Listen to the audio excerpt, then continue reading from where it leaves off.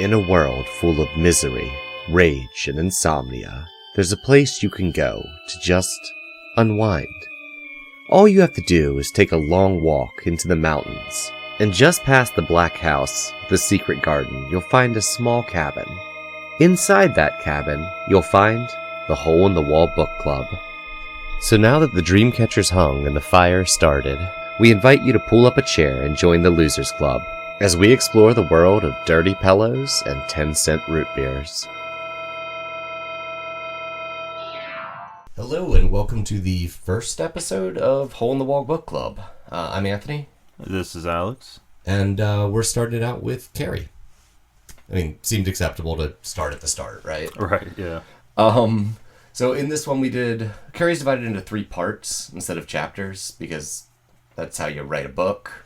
So we did the first half of the first part. Yeah. And put the page count in the notes or whatever. So I guess going into this, I've read this before, but it was like back in high school, so a million years ago. And have you read this one before? No, I've only seen movies. I think I've seen part of it. I don't actually think I've seen this whole movie. I'm pretty sure I haven't. Yeah. Which actually made this feel a bit new, because barely into the book, it feels different drastically than the movie. Oh yeah, no, like, very first thing in this book is, here's a news article about hail hitting this house when Carrie was 3. I don't know if we get the age then, but it was like, yeah, a bunch of hail hits the house, and then we get a line about, like, yeah, it's super ominous. I want to read the very first, like, in-universe line. Nobody was really surprised when it happened, not really. Not at the subconscious level where savage things grow. The very first line is, she go kill some people. Yeah. Like, it's not a mystery in all of this. Knowing the baseline story of Carrie from the movie, so at least the core being correct, that line immediately punches. Oh, yeah. Because you know what the ending is. So this is just like the first line to some hardcore stuff. Right. And then it opens up in the shower scene. And I'm going to jump right in with, this book is so mean to Carrie. And not just like everyone in the book. The narrator of the book is mean to Carrie.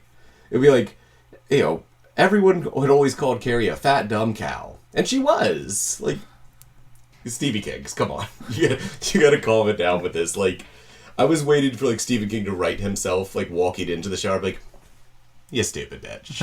Yeah, it was pretty bad. Although, as the book carries on, this is where that threw me off. But then immediately moving into the next sections of the book, I kind of got the sense that you're actually, like, piggybacking off of the people who at any point are the focus of the story's emotions. Right. Because, like, this is miserable because of what's about to go down is pretty awful. Right. You kind of got to get the feeling that these kids are all riling up and being awful. The narrator's along with them. Yeah, okay, because if you haven't seen Carrie, what goes down is she gets her first period in the shower of the locker room, and she freaks out because she thinks she's dying. She has no idea what's going on, and then all the kids start throwing tampons at her. What's the chant? Plug it up, plug it up? Something like that, yeah. Although we do need to point out during this, I believe her name is Sue. Yeah, Sue, like... Sue is one person... last name, I don't remember what it is. Yeah, she kind of stands out in this event as the person who kind of feels bad as it's happening, and then caves in and starts throwing stuff anyway. And this is relevant because later in the story we actually jump back to her, and this actually becomes an issue for her. Like, just recalling what she did to Carrie makes her mind go through like 1,000 different thoughts. Oh yeah, I got a lot to talk about in that scene. But yeah, like, that was weird. Yeah, like... so it's very clear King's sticking her out as some sort of contrast. She's the most popular girl in the school. Right. So you're getting the feeling that Carrie's the most hated, and this Sue character is the most liked in school. So she's this contrast to her. Oh yeah. And like, even when we get Carrie's internal monologue, it's still like, man, I wish I wasn't such a dumb fat cow. Like, she is just, everyone hates her, including herself and the author. Like, yeah. It's clear that Carrie actually just wants to be regular, wants to be normal. It's not even,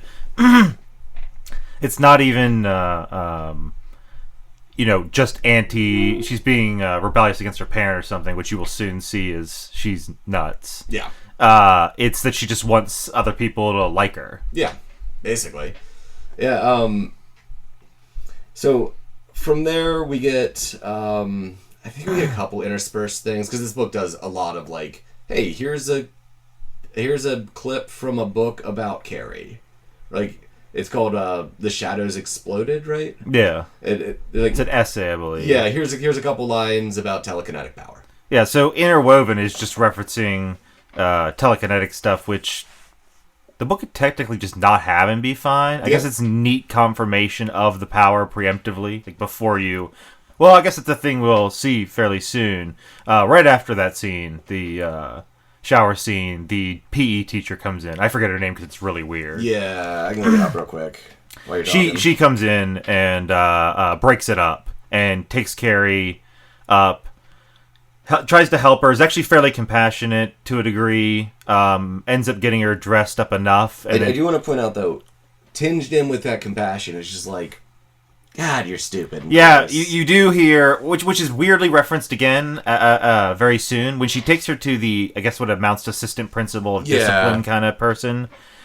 She takes her there and is like, this was done... Desjardins. Yeah. Miss Desjardins? Yeah. I'm probably butchering that. Takes her to the assistant principal of discipline kind of teacher. Basically gets Carrie to leave early and then states what happened.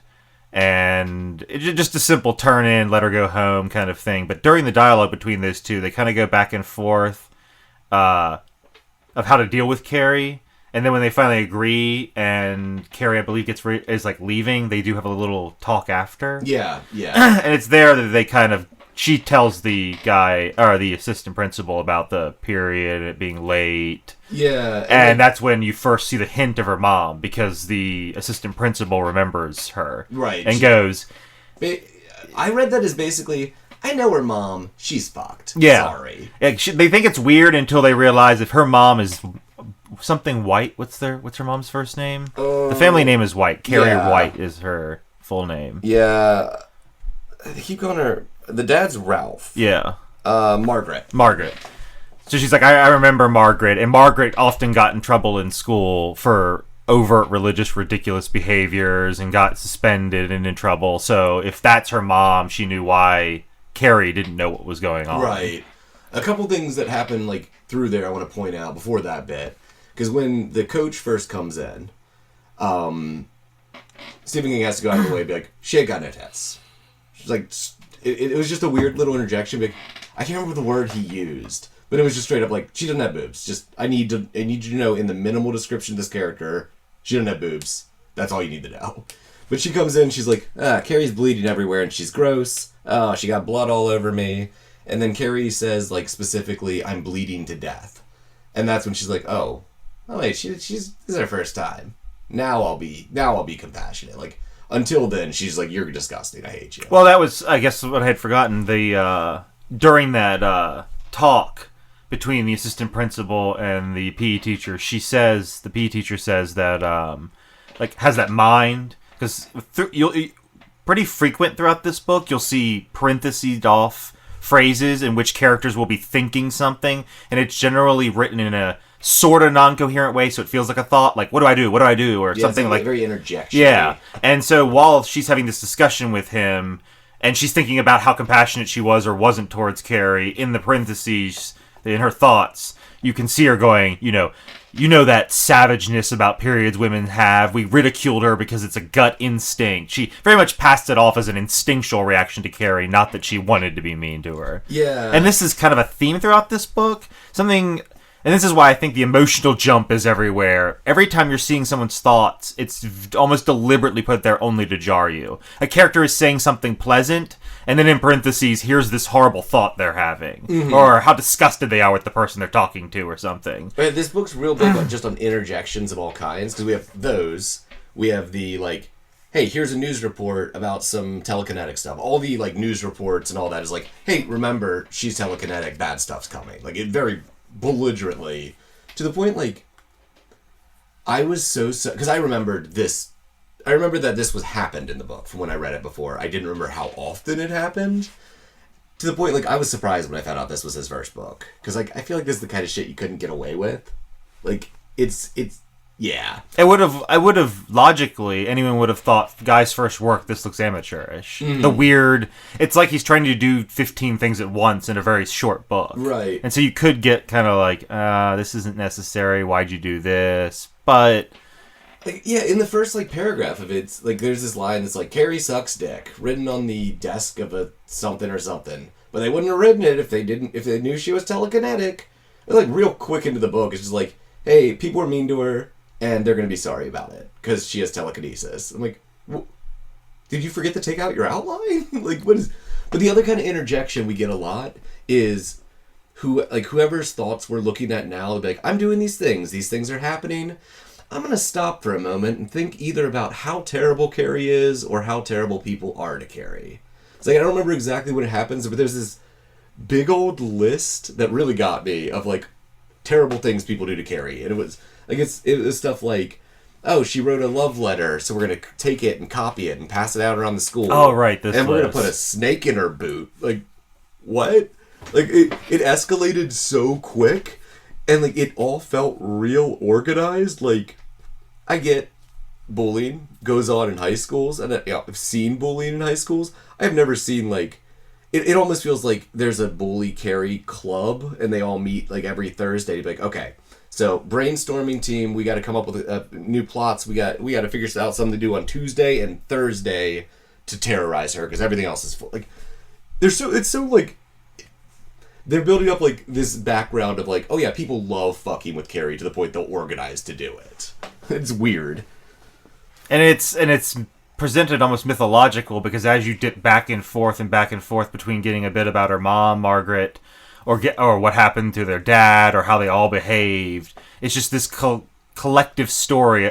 Honestly, what at a certain point to me starts to feel like Margaret is the center of everything. I think you'll get this as you get further into it. Yeah, as we're about to meet her. Yeah, she kind of, the further you get in, even though the book is called Carrie, it's more like this is Carrie's perspective of actually the black hole that is her mother. It's what it kind of starts to feel like. Oh, and I gotta point out before I forget, the title of this part was Bloodsport. Oh, okay. So gotta make sure we get that in right, there. Yeah. That's what happens next. They talk in the principal's office, and they're basically like... It's just a back and forth. There is an interjection we missed, where at some point they talk about Carrie's mom. And this is when they're explaining, like, how could she be... What's she, 16? Somewhere around there. Somewhere around there. But how could she be 16 and not even know what a period is? Actually, maybe 17. Yeah, I think that's right. But, like, there's two weird interjections there where it's like, oh, well, it was about her mom giving birth to her. And they make a point to be like, a bunch of people heard screaming coming out of the house. Oh, right. And, like, this, yeah. And, like, the narrator's like, I mean, it might have been that everyone was like, I don't like this people and I don't want to deal with them. But, like, I remember specifically them being like, they all adopted a wait-and-see attitude. And then, like, eventually someone calls the cops. The cops get there. They find her alone in bed, covered in blood. And I think there's, like, a scissors or a kitchen knife. And she just delivered Carrie in her own bedroom. And, like, claims to not understand the concept of pregnancy or understand the concept of sex. Which you'll see be a bigger deal towards the end of this part. Right. Yeah. So, yeah, I just want to point out that happened. Like, there was, like, yeah, so, like, here's why. Like, her mom just doesn't even, at least pretends, just not even understand the concept of pregnancy. Right. Yeah. And then, so, yeah, the discipline principal and the Jim Peeper finished talking. Yeah, the PE. I don't know if she's actually a coach, but that's what I'm calling her. Carrie goes home, and I believe on the way home, just kind of does a lot of thinking there. Yeah, that's when she sees the kid on the bike. Yeah. And so you see her kind of like, because she's still pretty pissed from all of that. And then, I don't know, what is all that? I can't remember the kid. I think the kid makes fun of her. But that just might be a gut reaction, because literally... I think it's stick his tongue out or something? Yeah, something like that. It wasn't even that big a deal. Yeah. And she pushes the kid off the bike, right? Yeah, with her mind. Yeah, her mind hands. I believe so, yeah. I think that's when we get the first description of her being... Oh, right. Sorry. Way back with the coach. There's a weird mention I have to make mention of. Because the coach takes a moment, like, the lights dim while Carrie's, like, yelling and freaking out. And the coach makes, like, we're hearing her thoughts, and she's like, basically, man, things sure act funny whenever Carrie's upset. And, like, I keep talking about this, but who says that? Like, who notices that? Like, man, like, I don't know. It was such a weird, like, you already have all the foreshadowing of, hey, not even foreshadowing, hey, she's telekinetic and hurts a bunch of people. We know this is happening. Why not just have the lights dim and no one notice? Like, yeah, the story is so overt with the psychic. You're told through clippings, the book through your kind of godly knowledge as the story's being told, let you know. You can see through Carrie's mind. People around seem to apparently notice it. It's so omnipresent in the setting that, it was just so blunt with all of the powers that King is. This is kind of maybe jumping in the chronology because I have at least read other King stuff. Right. King is normally like the lord of being really bland and normal, and then just drip by drip adding something bizarre so that the bizarre feels not that odd. You're like, oh wow, he bumped into a creature that's been worked in so well that I don't even realize it shouldn't be real. Yeah, he's really good at tricking you into accepting. Which is weird to now see this book, the first book, just being Hey, psychic. ham-fistedly full of psychic powers. Well, not so much that everyone's beaming them everywhere, obviously, but that everyone acknowledges that they're a thing. Yeah, psychic. Yeah, that was weird. Oh, here's a clipping. Like, and then they kind of take it to debate. I believe this might have been slightly ahead of where we were going to stop because I think it's the immediate next thing. But there's a part where someone they talk about how all these major places of study have turned down the Carrie event. Right. So this is where the past. article also sort of matters, because what you're also being context of is when this Carrie book is over, at some point in the lore, people gather around, record this event, and it becomes a big deal. It mentions, I think, one of the articles is in Esquire. Mm-hmm. So it becomes this phenomenon that must have caught fire somewhere, that even universities tried to deal with it. So it's weird. It seems like this book kind of feels like King's fondness for Lovecraft, and this kind of feels like if Call of Cthulhu were elaborated more into a novel. Oh, we get to talk about Lovecraft in a name drop here soon. Yeah, there's definitely a King likes Lovecraft. If you've ever read Call of Cthulhu, it's basically clippings and stuff that slowly piece together the story, but with kind of story, because it kind of drops in and out of being a narration in this thing. Yeah, this has a lot of that feel to it. The narrator seems odd because, like, at times it's very heavily implied the narrator is like an investigative journalist. Okay, well, we'll get into that in a sec. Let's talk about the next scene. Was the bike scene. Yeah. Kid like does something minor and then she like mind flexes on him and pushes him off a bike. Flex being the appropriate word here. King actually describes her the feeling in her head as if it's the sort of elbow, the joint flex, like the flex when you're lifting a barbell. I actually like that description. Bowing, I believe, was actually maybe how you even described it. Yeah, so it's this like flexing bowing. She could sense something bending weird in her mind that allowed her to do it, because at one point, I believe she looks at a glass plane and sees an old lady behind it and doesn't like her and is like, I hope that window busts. But she describes that she gets no effect from it. So then as she's zipping away, she says something like, I forget, like, my mama doesn't like you either. Some extra triggers in her mind the flex. Mm-hmm. And so she has, for a second, thinks that it bent but didn't break, and then goes on to say, well, maybe I just imagined that. Yeah. Which seems like a pointless line to even make, because you're given... I feel like maybe this book, now that I think about it, because we know the ending, I feel like this book is maybe trying to pretend like that you could believe the powers are all a lie. I never really gave it this thought, but this just dawned on me. If you read this book and knew nothing about Carrie, mm-hmm. you could get the impression this book is playing with you on whether or not to believe in psychic powers, because so far, you've only been given sort of second-hand proof Carrie psychic. That's true. The stones from the sky and all that stuff is told you as matter of fact, but it's an article or someone else's opinion. Something we'll get to soon will maybe suggest Carrie does believe it's her and she has psychic powers. Well, let's jump into that, because the rest of the scene is she mind flexes, pushes the kid off the bike. Right. So she gets home.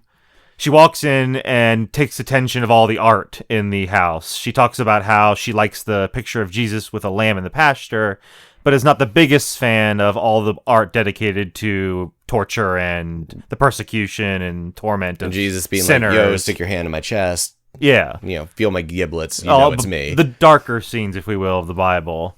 That whole sacred sacrament of feeling the giblets. So she kind of comments on those. She likes the good one, the positive ones, doesn't like the bad ones. I believe she then goes upstairs to her bedroom. This eventually leads to her going to her bedroom. Is this where we get the first mention of the dark man? No, I think that's up in her room because I think she's recalling that event when she starts feeling herself. Yeah. So she basically goes up to her bedroom. She has a bit of more religious art in there, but she makes a point that it's more positive up in her room than it is downstairs. Do we get the flashback scene before this? Which one? The one with the neighbor. I can't remember if it's after this or before this. Are you talking about the interview? Yeah, the interview. Oh, yeah, that is an interview. Right. I think it's a little bit after this. I think she hangs out in her room, it guts the interview, and then comes back, and you get Mama and so on. Okay. So yeah, I believe she's basically in her room, without getting too weird, because somewhere in every King book, King has to get weird. Nips. Yeah, and of course, King has to be fairly detailed about it, but she starts feeling herself out, kind of trying to. She's like, I'm a woman. Goes through that whole like acknowledging herself thing. Starts pinching them dirty pillows. She passively starts to consider the I believe it's the darkness or the strange thing that's at this point, not the black man. Right. She describes her mom an entity of this darkness, which for all intents and purposes you can end up deducing is just sexual desire. This is an entity that swoops around and hits us when we don't know it. It comes at us in the dark. She has this whole mythology to how this thing works. She mentions that I think her mom beats it, or was that only the black man? Which, by the way, the black man is essentially Satan. It's described as having the Antichrist is what I was taking it as. Okay, yeah. He's got goat legs. His cheek, like at one point when the goat is described as running away, it kicks up brimstone when it runs on the street. Yeah, which like we have a lot of evidence to see that like at least Carrie's mom and her dad, maybe Carrie, believe the Antichrist is a very physical person who's just like running about town. Yeah. Well, we'll get to actually how that's relevant even more when we jump back to the mama thing. But yeah, so basically she does the thing. She acknowledges lust, thinks about it, kind of has a few thoughts, but remembers that, you can conquer it. She can beat it. I don't know if she does anything else there. I think she goes to address the period issue. Yeah, she gets herself cleaned up. Yeah, she kind of freaks out a bit about like mom's not going to be happy. Right, and then she opens the cabinet to get a tampon out, and she recalls when she used it as a dabber for lipstick. Yeah. This is referenced earlier, but we forgot, but this comes back up right here. There's a point where she's made fun of because she's on a street corner or something. Yeah. And she thinks tampons are like dabbing tools. Right, and someone like, the first time someone's ever been nice to Carrie comes up and is like, hey, that's not how you use that. And she's like, you're making fun of me. I don't believe you. Dab, dab, dab. And then she acknowledges in that moment, oh, I see. Someone was nice. Yes, I wasn't ready for it. I remember that someone was actually correcting me, and that actually does get used for this. And then has to take a moment to be like, that means every other time I've used it, everyone's making fun of me. Like, you just got to remind her, like, everyone's terrible to Carrie. She's got to think about that. This is also the point. Oh, I believe during the bike thing, we're going to rewind a bit because there's one other key thing I think we both forgot. This is when she recalls the this is when she has the vision, the thing in her mind of wanting to hit people with rocks and crushing kids' heads that she doesn't like. Right. This then leads into her vision of wanting to picture, this is an amusing image, of Christ coming down and having a rock in each hand instead of a sword or some nice thing, noble thing, and to just crush all of her enemies with boulders. I believe the word she keeps using is boulder. Yeah, like she is straight up, I'm going to roll barbarian. Like 100%. This is probably the moment where you are given the most direct emphasis on the rage that's coming from her. You're basically been told up to this point she's been docile. The book you are reading is her breaking point, but she has been basically tortured all of her life up to this point. And like we also get like this is our first indication that Carrie buys into religion at some level. Yeah, no, because she's like, yeah, I'm down with Jesus. Like, if he lets me crush my enemies, like she's got that like I want to be the Joan of Arc. I want to be a righteous warrior. Yeah, and then coming up to the mama thing, as I was saying, this will also all tie in because there's an interesting like dynamic you have to point out here. But back to her in her room, she does all that. and then I believe it's pretty. It just kind of Yeah, ends. not much else happens Yeah, there. and then we get the article, which is I believe an Esquire. This is the Esquire article in which a guy travels to I forget the woman's name. Sue is her. Wait, no, Sue's the other. I don't remember her name. Let me look it up. But go ahead and go through what happens. Basically, there's a name. woman who now lives in California, is the perfect Southern California cliche of the time, but she used to live as a child right next to the White House. And she I got the idea she was teenager. Was she? She had talked about her having a kid and a husband. And... No, I mean when she lived next to Carrie. Oh, when Carrie was 3. Oh, she was had older. boobs. Oh, that's right. You're right. Yeah, that's true. That is a thing. Because that's what basically happened. Yeah, she was suntanning out. Yeah. So she goes on to describe essentially her experience with the White House, which Estelle Horan. her mom does not like the name White House because she thinks it sounds political. So I believe she actually says it's called the Green something.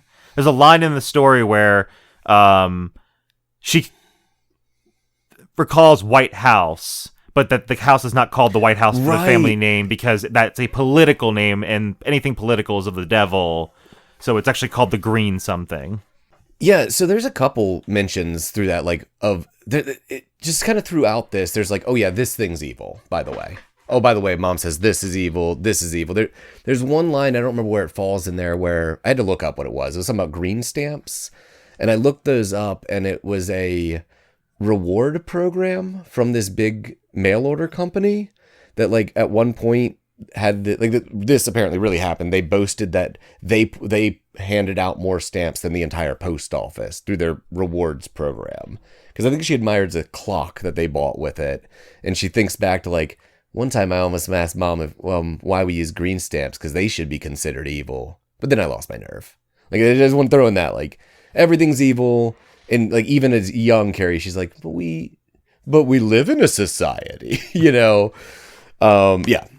So we've got, it starts out with her basically being yeah, I used to sunbathe.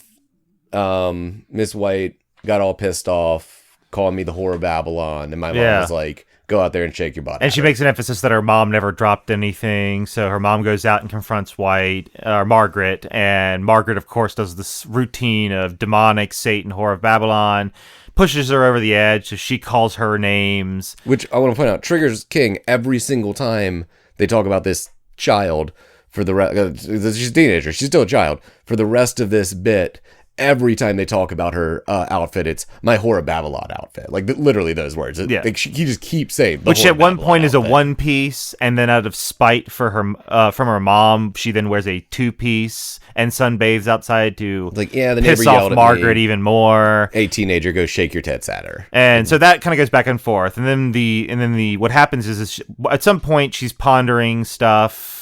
She opens her eyes and sees Carrie only, 4 or something? 3, 4? I think she's 3, because yeah, as we find out in a bit, this is referencing back to the very first lines of the book. And she's in a yellow sundress that's down to her shins. The girl makes a point of how modest that is for a little girl. Right. And Carrie's looking over her, and she looks up and goes, hey. And Carrie is, I believe, pointing at her breasts. Yeah. And she asks, she asks, what are those? And she goes, oh, you'll get these are, you get them when you're a woman. And she's like, why don't I have any? And she's like, you'll get them when you're older. And it's, I believe... And then Carrie's like, no, I won't.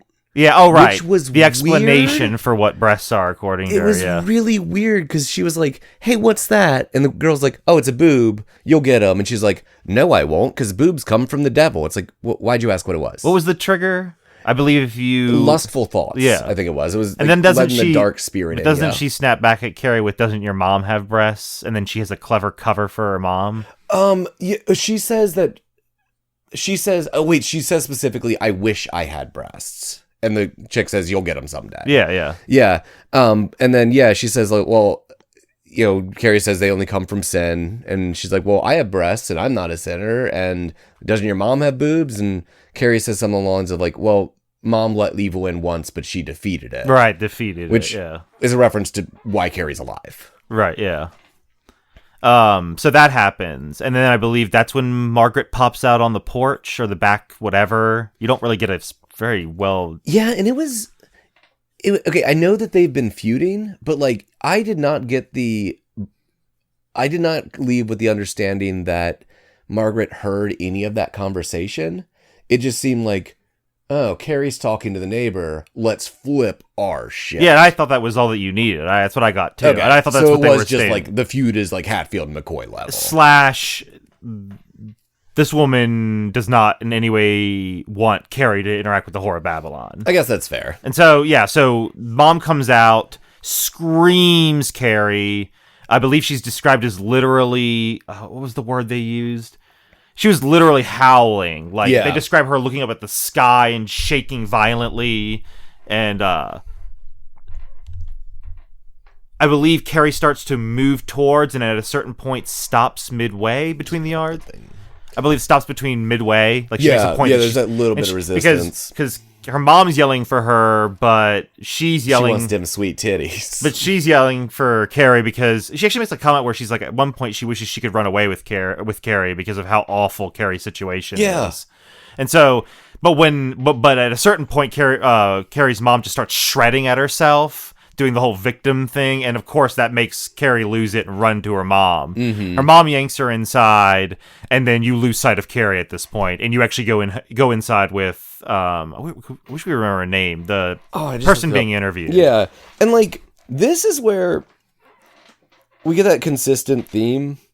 While I was scrolling through looking for that name, I figured out what the 5-year-old child on the bike that she pushed, what his transgression was. It was stuck out his tongue and said, "Hey, old fart face of prayin' Carrie." And she just, boom. It is described as a sudden smoking rage. But like, the consistent theme of this book is everyone failed Carrie. Because she is 3 years old, and then we like are standing out with the person being interviewed and her mom. Yeah, I guess that's true. Even the people you might even remotely consider innocent bystanders or good people, it's as if King injects in them a thought. You get to see their thoughts, and you immediately get to see that they were given mentally the choice to help, and they didn't. Yeah. So even if you don't see any concrete evidence, it's King almost wants you to know that this happened and they feel guilty. Because while she's describing this, I guess something we haven't put out yet. Did you get her name? Oh, no, I just stopped looking. The person who's being interviewed, who lived next to Carrie, she keeps describing how cute Carrie looks. And that if you saw a picture of Carrie now, she would look horrible. Estelle Horan. So Estelle keeps stating that, like, if you saw Carrie now, she looks awful. You wouldn't believe me, but she was the cutest kid when she was 3. Oh, yeah, 100% first nice thing anyone has ever said about Carrie in this book. And then also says that she utterly believes that whatever her mom did to her, as she almost calls it, taint, made her ugly. Right. She was going to be a pretty girl, and her mom made her look ugly. Oh, yeah, she wants to make sure you would not believe it. Like, yeah. 100%. She's horrible now compared to how she used to look. Yeah. And, that's actually, it kind of parallels the one tiny thing that happens when Carrie's sort of stripping in her room, is that she makes the comment that she actually kind of goes over herself. She like critiques her own body. Yeah, she's like, I can be pretty. Yeah, she actually, which is I guess a bit of foreshadowing that this is like maybe what she looks like if she wasn't under her mom's care. But she describes like, oh, my legs are up there with all like the popular girls. Like she actually describes that like she's a pretty girl who's made ugly by her environment. Mm-hmm. She stopped drinking bad shit, liquid wise. Yeah, she makes like a mention of like specifically, like, if I'd stop eating chocolate, I know that clears up my acne. Clears my acne. If I dealt with this problem, this would be better. And so she's actually probably what could have. What you're kind of given the vision of, and this is why I state the black hole, her mom, is because if it wasn't her mom, you almost get this impression that Carrie could have been one of the most popular girls. Yeah. Hidden wise. That she was going to be a very attractive girl. She's outgoing, but is trapped by her mom. And that all would have made her popular. And yeah, I gotta say, it gives a small amount of credit back to the movie. Because in the movie, the whole time, they're like, you're a disgusting cow. And you're like, she's a good looking person. Like, there is always you cast beautiful people in movies. Well, and they also do that, try to make them look more dragged than they are. Like, we're going to make her hair look like crap. But it felt like that classic 80s, like, hey, here's the ugly girl in school. You can tell she's the ugly girl because we keep calling her the ugly girl. Now we're going to give her a makeover, and she's gorgeous. Like, that's Carrie. Like, this could have turned into, like, a summer rom-com. That's true. It could be one of those cheesy teen comedies, college things or something, yeah. But, okay, so we're standing out in the yard, and we are hearing yelling and screaming, just howling coming from this house. And they're like, well, that sucks for that 3-year-old. I'm not going to call the cops. Yeah, this is the second instance where you see someone could react faster, and maybe if the police saw the abuse at any moment, they could actually separate them. Right. This entire mechanism of this house is done by how much her mother guards her in. So to the point where she trains her to even hide what could give it away when she goes out. So it's like, even when she goes out, she's basically brain trained to go, I don't reveal this, I don't express this, I don't do this, so that no one knows what goes on home. But it could have all been fixed by these neighbors who were like, so that mom came out, screamed her head Clawed off. at herself. I would at least call the cops because this woman's crazy. Yeah. She's hurting herself. She's literally on the porch clawing her own skin away to get Carrie to come to her. Yeah, and then you go inside and you hear the sounds of someone beating a child, and you're like, that's all right, that's fine. And then I don't remember if I know that we know she gets put in the closet. I can't remember if we hear the mom scream to get in the closet, but that is when all hell breaks loose. That's when we get hailstorm starting to slam down on the roof. Yeah, and it's hail, and that's this just keeps going. At first it's hail, and it starts busting, but this is during August. Right. It makes the point of this because as soon as the hail hits the ground, it immediately starts turning into a pool of water because they melt almost instantly. But just when the key point that they stress twice, this does not hit any other person's property but this house. It literally stops on the property line and doesn't damage anyone else's stuff. And it messes up their house. It punches a hole through the attic. It knocks out windows. It ruins everything. And then for a second, it stops. And then is replaced by boulders, which start raining from the sky and punching holes through shit and stuff like that. They later state that the boulders were sent off and they were nothing more than regular old graphite. So there's not even anything mystical about these rocks. They're not even like frozen poop rocks. Yeah, they literally, and they actually make a point that it's a clear blue sky when all of this is falling. Yeah, and at that point, the mom looks at Estelle and is like, "Yo, go call the police." Like that's what finally gets him off. And then Estelle doesn't. She's just like, she told me to call the police, and I just stood there and stared because I couldn't. Oh yeah, repeatedly. It keeps cutting back to Estelle, and she just goes, "I'm frozen. I was asked to do this. I'm frozen. I'm frozen." It's just a constant. She doesn't do anything during all of it. She just stares at it. And then I think not much else happens in that segment other than she makes the point that she's like, "You don't have to believe me," to the reporter who's doing this, and that there were lots of people there, and even though so many witnesses have seen it, you get the impression how she's reacting to this that in the Kingverse, I guess we'll call this, of this era, the white case came out, but it seems like most people still don't believe it. Yeah. Because she seemed to automatically believe no one was believing her when she tells this story. It's like the Panama Report. Yeah.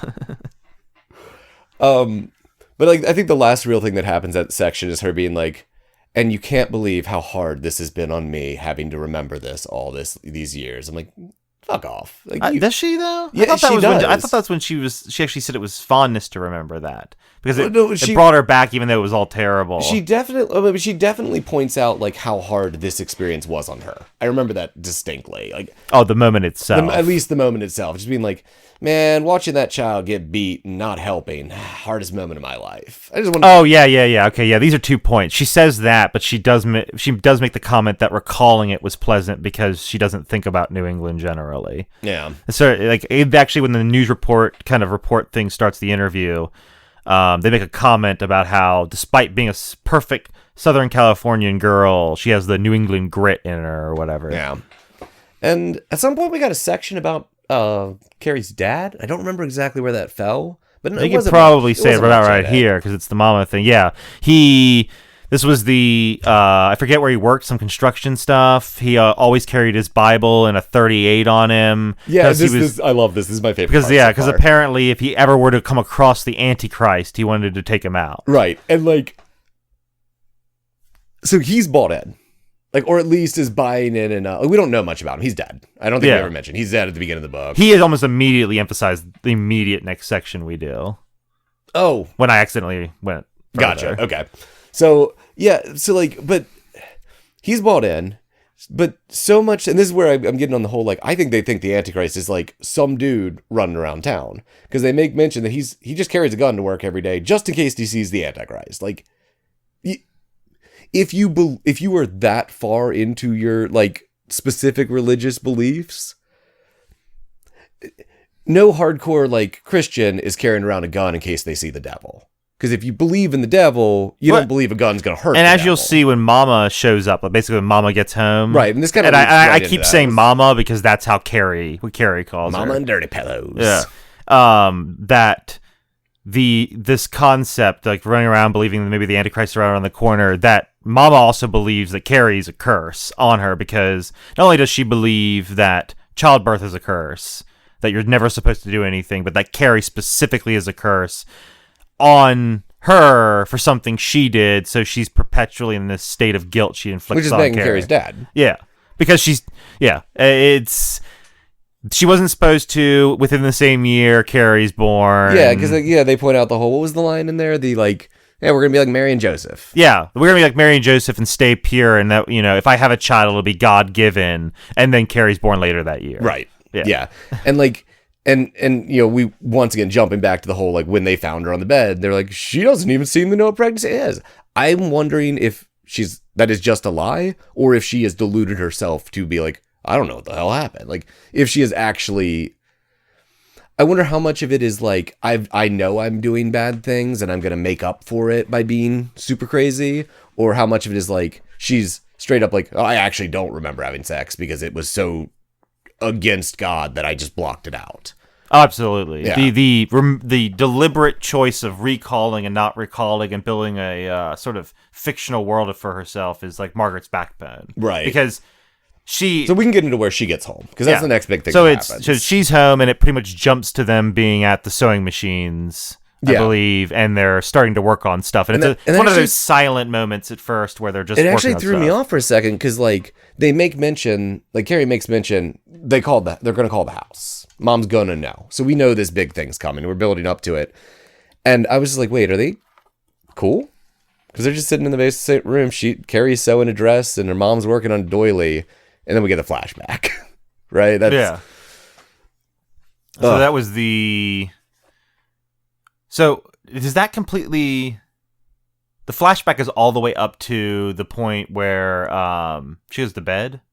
No, they do this thing where they're like, Carrie's sewing, mom's working a doily, flashback to a bit earlier that night, and then we follow it back up to the point right before they're sewing again. Then we go back to the present where they're sewing. So that's So the flashback is basically her mom being like, yo, I heard you got your first period. That's because you're an evil, terrible... All right. Cat. Oh, yeah. Specifically, why didn't you tell me? As if Carrie was hiding it or something. No. Carrie was the one saying, why didn't you tell me? No, they both were doing that. Oh, were they? Yeah. Okay, they back it because the mom makes it look like Carrie's hiding it. The entire dialogue back and forth, Carrie shouts back at her, it's your fault you didn't tell me. Right. It becomes this shouting match of blaming who didn't say what first. Yeah. Carrie's like, this is the first time. I didn't know. You're my mom. You should have told me. Right. Like, 'cause Carrie, like, they make... Big deal. I think I'm dying. I'm 100% sure I'm dead now. I'm gone. And then, is our first time Carrie's got a backbone?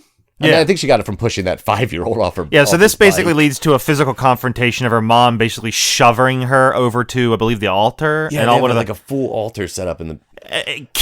pushing her down, kicks her on the ass to get her to move. I mean, physically abusing her to get her over. I believe she even like falls on her face and skids her nose on the floor at one point, hits her head on it, and pushes her neck down. Like her mom physically shoves her down. The whole time she's screaming for her mom to stop. And her mom's like, this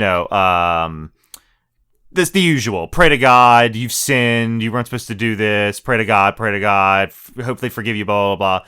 And then after she forces her through that, as she's going to push her over to the, as she notices the how close she is to the closet, and that dawns on her, she kind of starts, this is where the backbone, I believe, kicks in, because she loses, ultimately. But she turns around and goes, did she start the cursing first before she says the stones? Yeah, I think she says the cursing. Yeah, because at first she says you suck, and her mom just snaps, and I believe almost just starts wailing at her. Yeah. Then she says you fuck, and her mom actually pauses and freezes in place for a second, and then goes at her, and then says something like, "Do you want me to hail?" Yeah, she's like pushing her into the closet, and she says some like comment of like, do you want me to bring back the stones? Yeah, that's it. And it's our first like, This is oh, Carrie she's putting it all together. Yeah, Carrie's realizing she probably did that, and this is the point where her mom literally locks up for a second. You're given a brief second to think this might be a reprieve because her mom looks utterly freaked out.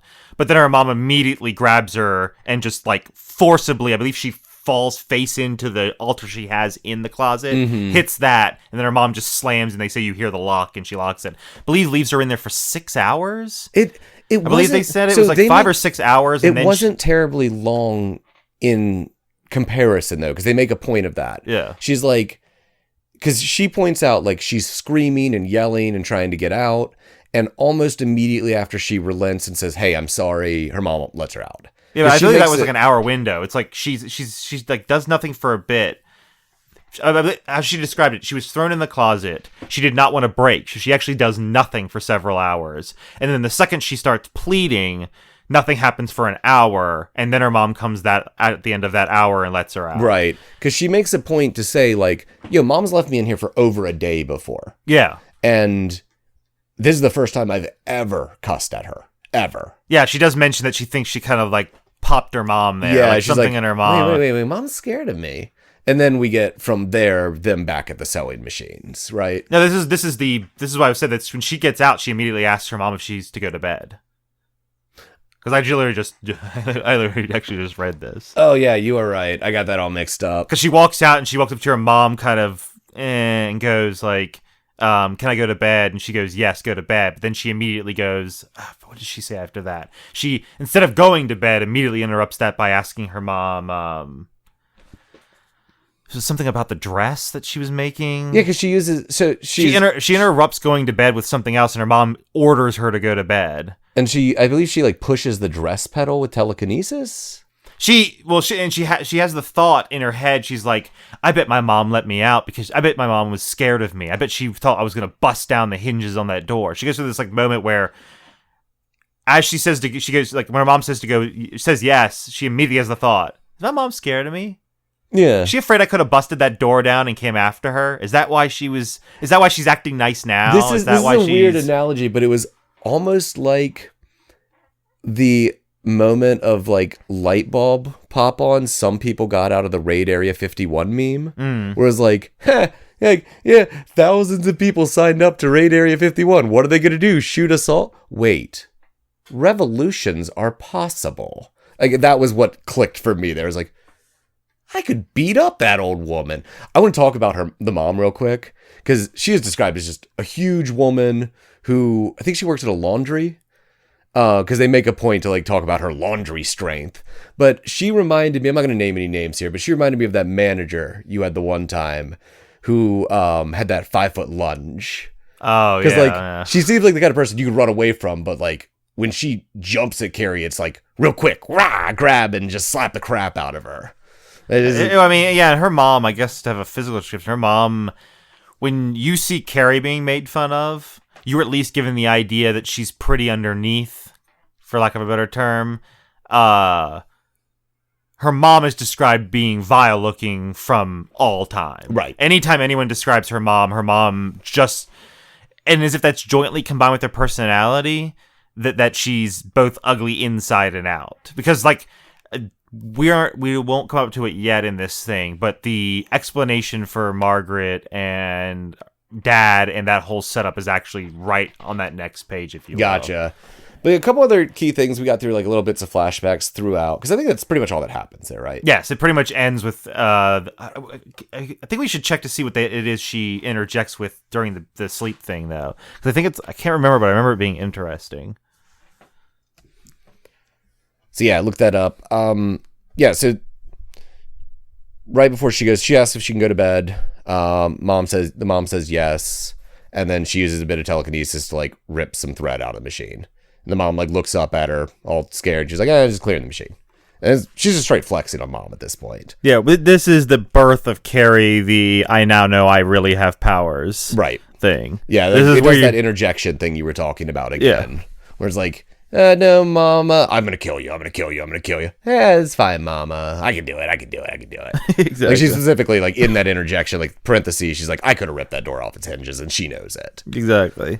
And then the one thing we missed in order, but is actually pretty smooth to come back to. I had mentioned the Sue character. This character who felt kind of bad, but they kind of caved into the group. There's actually a scene where we immediately cut into her banging her boyfriend. Right, in a car. In a car. And all the trappings of that part. But essentially, in laying there, she describes it as being brief and unfulfilling. And painful. And painful still. She mentions that this is the seventh time. Yeah. Sex and she said her girlfriends told her it was only bad the first time for a second, but it's just been kind of the whole time. Like, I have only felt pleasure twice, and even those times it was still painful. Right. And so that it kind of devolves into this is where it gets a lot of parentheses in her head / the discussion she's actually having with her boyfriend. She recalls Carrie. For something Carrie's really on her mind at the beginning of this, and she recalls back to what she had done and that she felt bad, and mixes that in a bit with kind of damn Carrie, kind of annoys her that Carrie makes her feel bad. It's such a weird thing. It's like, man, I just had some like vaguely pleasurable, mainly painful sex. Fuck Carrie. Like, okay. And then at a certain point, she just starts breaking down crying. And the guy's like, what's up? And she's like, Carrie. And I don't know, like, I might be reading a bit too much into it, but I was so weirded out by the, like, painful, unfulfilling sex. Now about Carrie. But, okay, so she eventually breaks down crying. Her boyfriend's like, hey, what's up? And she basically is like, hey, I made fun of this girl. Here's the thing. Here's the plug it up situation. And her boyfriend actually gives her some good advice, which is he goes on this story about like, well, there's this guy that made fun of me and I beat the shit out of it. Or did he beat up the kid? Oh, no. This kid used to beat him up. Then when they got older, that's the same kid that beat him up, beat up another younger kid, but that younger kid was ripped and actually ended up beating him up to the point where he got tossed onto the ground and maybe even been knocked out. People thought he was dead. And just as a cheap shot, because that kid had beaten him up once, he ran over and kicked the downed kid in the ribs and then ran off. Right. And so they compared sins, if you will, and then at first he asks her, well, are you going to apologize? And this takes her aback. And she goes, well, she asks him, well, would you apologize? And he's like, well, no, because how did he? She's basically like, oh, well, that makes me feel better. I won't apologize then. He's like, no. Oh, right. This kid beat the shit out of me. Carrie's never done something bad to me, ever. That, and specifically the age he brings up as well. I was young and stupid. We're now actually kind of old and know better. And yeah, Carrie had never done a thing to you. That kid beat me up. Yeah, during this, Sue, like, while obsessing about Carrie, specifically is like, I've probably said about 100 words to her the entire time I've known her. And 30, like, I think she says 36 of those were today. And it's like, this is another moment that instigates the fuck Carrie thing again. Yeah. She gets mad that she realizes Carrie hasn't done anything to her, but she did something to her. Yeah. And yeah, she turns into this whole like, it's this weird tension between like, yeah, I guess I should apologize to Carrie. Also, fuck that bitch. Key element woven in here, and I don't remember if it's exactly before or after, is woven up into this. Her thinking is her kind of having a weird sort of, I'm almost into real life end of high school crisis, where she goes on about how she's popular, he's popular. Are they going to have Are they going to have the perfect cheesy get together? The perfect we left high school prom king and prom queen. We get the perfect home. I do exactly what a wife does. He does exactly what a husband does. We have kids because that's what you do. She goes on about what would you imagine is the standard, typical, American dreamish kind of thing, and then kind of she plays around with this weird idea because at first her problem as she pictures this is it's not that bad.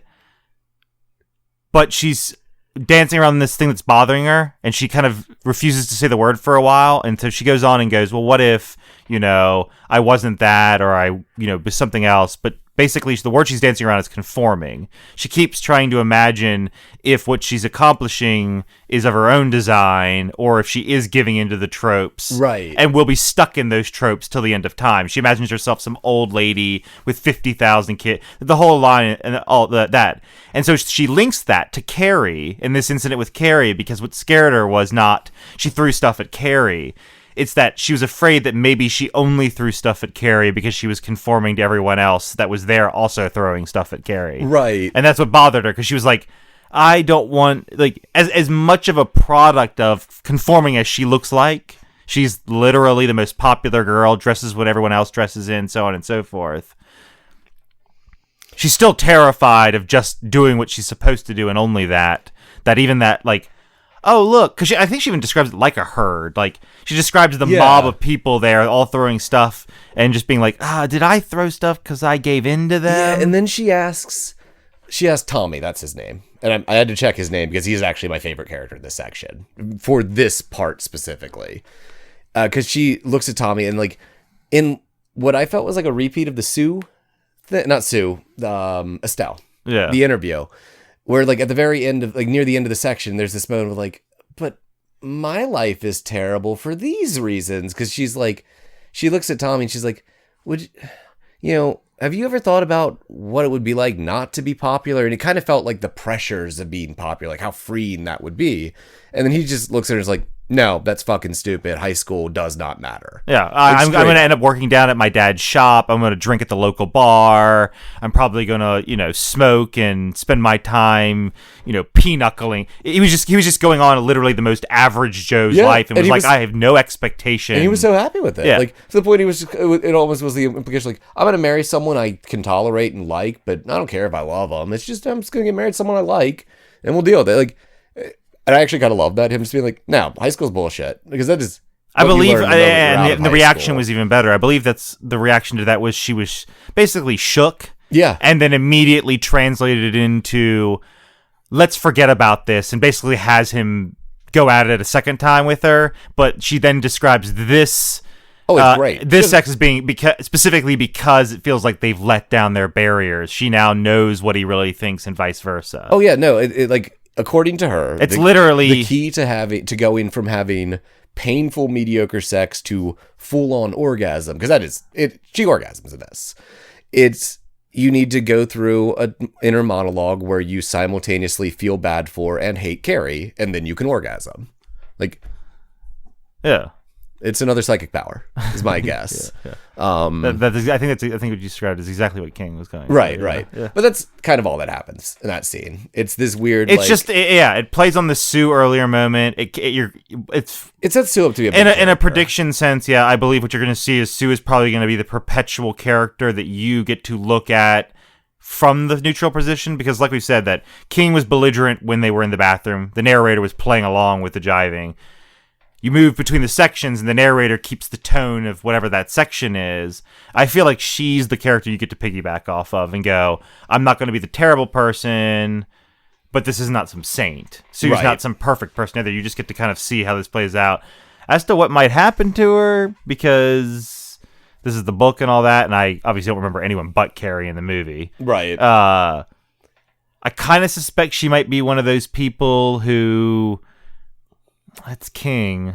I have predictions on this. Actually, I think that's pretty much everything that happens. Yeah, that is the story. So let's start going to the wrap up, and, like, do we have any predictions on stuff coming up in general? So about Sue. I think she's the only really thing I could piggyback a prediction off of. Everything else is kind of in a neutral state still, but I think that she's going to maintain that position throughout the book. She's always going to be the person you occasionally jump to go, here's maybe a toned down, real view of everything. But I think where I'm stuck on the cusp is I see her being in the mess at the end.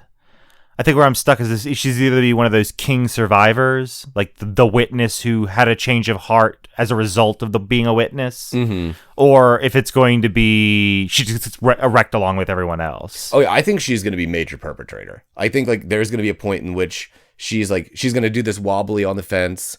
Oh, Carrie sucks, but she really doesn't. I'm just being a shitty person, and sometime she's going to flip fully to fuck Carrie. Okay, I got, that might, that's probably the realer answer. Yeah, King really likes doing that, where he's like, hey, this person's wavering on the edge, and they went to the dark side. And pure blindness, those are my two guesses of Sue, but when you describe that, and I recall King, I could absolutely, now that I think about that, I could absolutely see that being what she is. You're going to be given, like, a last vestige of sympathy character, only to see it go, haha, I went the route, all those fuck Carries, now I mean them more than ever. she's gonna join in, and then that's when she becomes the. Actually, from that angle, I'd almost argue that she may be one of the people who suffer the most in the end. Yeah, I think so. Because generally the flip flopper gets wrecked the hardest. Yep. So she's probably gonna be right under it. When stuff breaks, I feel like she's going to die in some pathetic ways, but I feel like a door pins her, something psychic happens, she gets wrecked, and she's sitting there dying, and we're going to get some... Carrie we're going to get some sort of... Yeah, we're going to get some sort of pity squeal before she dies. Like, I regret doing all of this. That's kind of what I feel, yeah. I think other than that, prediction-wise, like, we know what the big thing is. Yeah, of course. Who doesn't? Yeah. But I don't really have any other stuff, but I do want to point out, like, character of this reading, the least shitty character in this, I think might be Tommy. Because of the intensity of the story, it's the most average person who comes across as the, oh, okay, cool, yeah. Like, in that, like, he gave good advice. It was like, hey, here's a situation where I was in a similar thing, and this is what I did, but here's how it's different than yours, and you should not be a bitch, and you should apologize. And also, high school's bullshit. So I support that. So I think to wrap this up, next time we're going to be finishing the rest of part 1. Yeah. We're looking at probably half a part per episode. Roughly 6, yeah. 6 to do the whole thing, and then probably a wrap-up episode at the end. Mm-hmm. I guess until next time, I am Stevie Kings, and you've read the book.